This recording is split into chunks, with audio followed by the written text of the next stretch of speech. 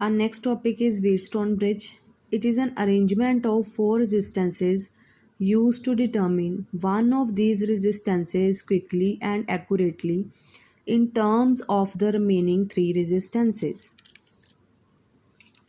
A Wheatstone bridge consists of four resistances P, Q, R, and S connected to form the arms of a quadrilateral A, B, C, D. A battery having certain EMF is connected between the points A and C, and a sensitive galvanometer is connected between the point B and point D. Let S be the resistance to be measured, and the resistance R is so adjusted that there is no deflection in the galvanometer. The bridge is said to be balanced when the potential difference across the galvanometer is 0, so that there is no current through the galvanometer. So, in the balanced condition of the bridge, we get P upon Q, which is equal to R upon S. Here the unknown resistance S is equal to Q into R upon P. Knowing the ratio of resistances P and Q and the resistance R, we can find out the unknown resistance S. That is why the arms containing the resistances P and Q are called ratio arms, and the arm AD containing R is called standard arm, and the arm CD containing S is called unknown arm. Next is derivation of balance condition from Kirchhoff's laws. So according to Kirchhoff's first law, the currents through the various branches are as shown in the figure. Let us suppose I1 current is flowing in the arm AB and I2 current is flowing in the arm AD. Let IG current is flowing through the arm BD. Now at this point B, current I1 is going toward the point B and current IG is going away from the point B. So according to Kirchhoff's first law or the junction rule, the algebraic sum of currents at the junction point is 0. So according to the sign convention, as the current I1 is going towards the junction point B and the IG current is going away from the junction point. So the sign I1 के आगे कौन सा sign आ जाएगा, positive sign, और IG के आगे कौन सा साइन आ जाएगा, नेगेटिव साइन. सो उन दोनों करंट का जो हम एल्जेब्रिक सम करते हैं तो क्या आ जाएगा हमारे पास I1 माइनस IG. ठीक है, IG के आगे नेगेटिव साइन क्यों आया, क्योंकि this current is going away from this junction point. ठीक है, so that's why I1 minus IG current is going through the arm BC. Similarly for this, I2 current is flowing through the arm AD and IG current is flowing through arm BD. So at the junction point D, both the currents I2 and IG are going toward the junction point D. Clear? So the total current at this point is I2 plus IG because both the currents are going towards the junction point.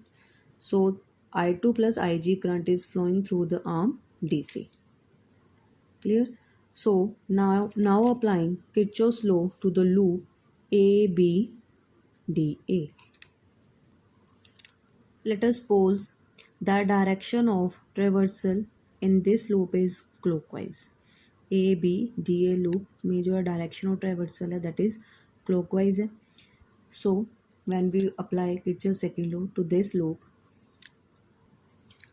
So as the current I1 which is flowing through this arm AB and this arm AB have resistance P.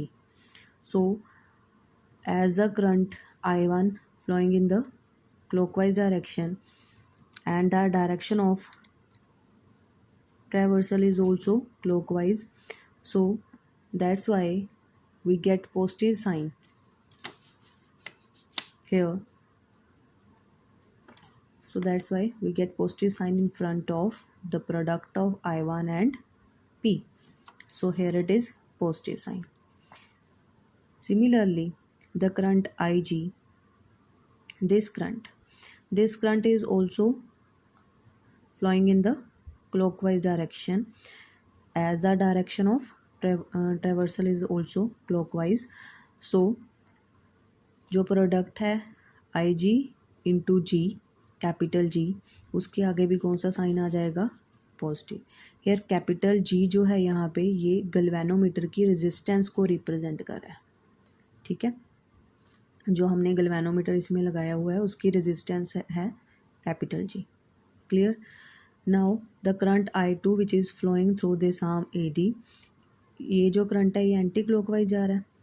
ठीक है, तो इस loop में ये I two current anticlockwise जा रहा है but the direction of traversal is clockwise. So जो प्रोडक्ट है आई टू इंटू आर उसके आगे कौन सा साइन आ जाएगा negative.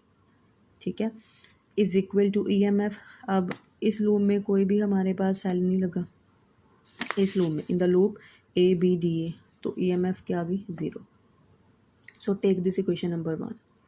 Now similarly on applying Kirchhoff's second law to the loop B, C, D, B.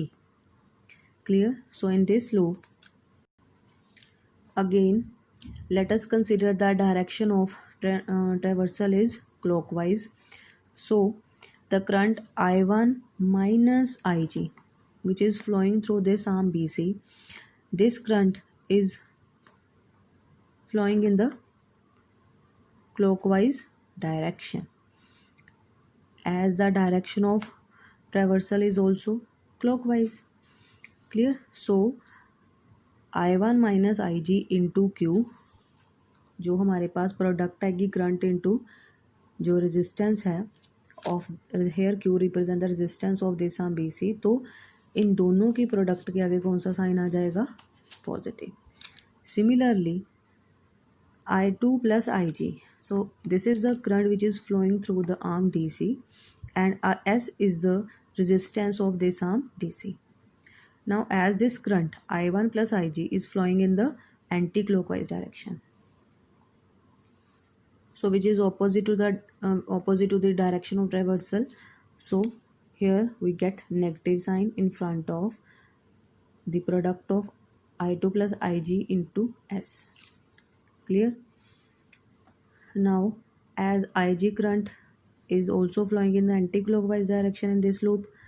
Clear. In this loop BC DB, so here we get a negative sign. So IG into G, ये आगे कौन सा sign आ गया negative.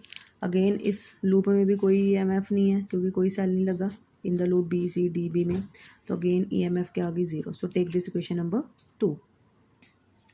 So in the balance condition of the bridge, IG is equal to 0.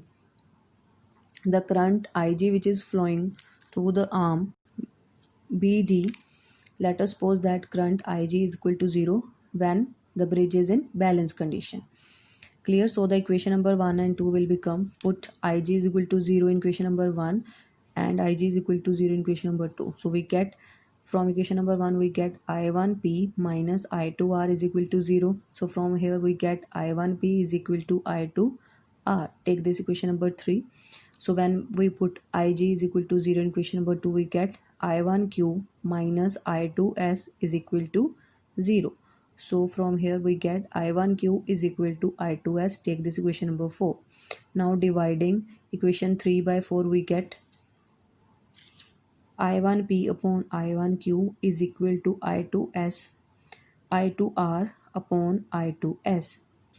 Clear. So this I1 is cancelled out with this I1 and this I2 is cancelled out with this I2. So we get P upon Q is equal to R upon S. So this proves the condition for the balanced Wheatstone bridge.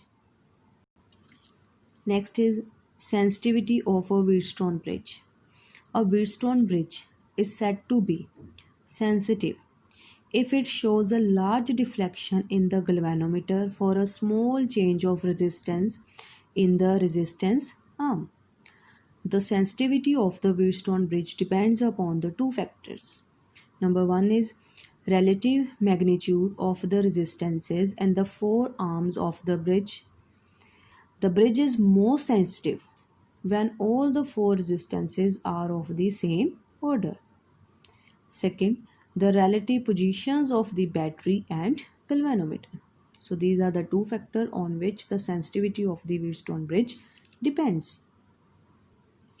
According to calendar, for the greater sensitivity of the Wheatstone bridge, the battery should be so connected that the resistance in series with the resistance to be measured is greater than the resistance in parallel with it. According to Maxwell, for the greater sensitivity of the Wheatstone bridge, out of battery and the galvanometer, the one having the higher resistance should be connected between the junctions of the two highest resistances and the junction of the two lowest resistances. Next is advantages of the Wheatstone bridge. It is a null method. Hence, the internal resistance of the cell and the resistance of the galvanometer do not affect the null point. Second, as the method does not involve any measurement of current and potential difference, so the resistances of ammeters and voltmeters do not affect the measurements. Number 3.